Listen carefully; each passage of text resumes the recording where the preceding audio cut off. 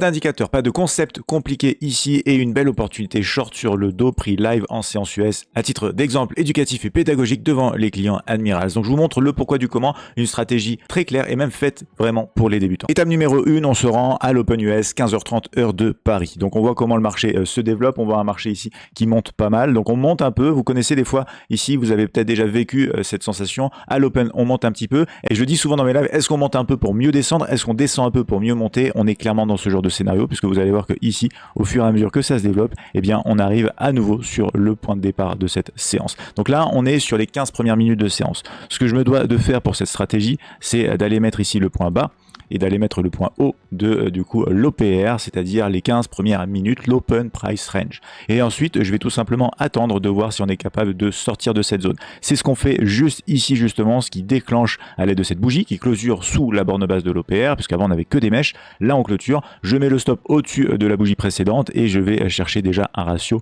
du coup immédiatement à 1 pour 1 si le marché bien sûr veut bien me le donner. Donc on va voir ici, ça se développe, hop, comme ça, et du coup on atteint et on touche très très rapidement ici ce ratio de 1 pour 1. Mais sur un marché qui a une ouverture où on monte un petit peu pour mieux descendre, on peut se poser la question, est-ce qu'on peut pas aller chercher des ratios plus intéressants, plus importants? Vous voyez, on va même chercher donc un ratio à 3 et même un ratio à 4 avant de se retourner. Ce qui est bien avec ces stratégies, c'est que vous n'aurez pas